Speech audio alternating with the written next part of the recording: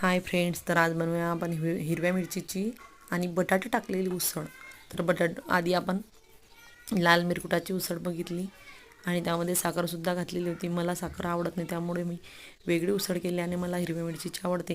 तर आपण तेल तापवून लगेच मिरची बारीक करून आपण तुकडेसुद्धा टाकू शकतो यामध्ये.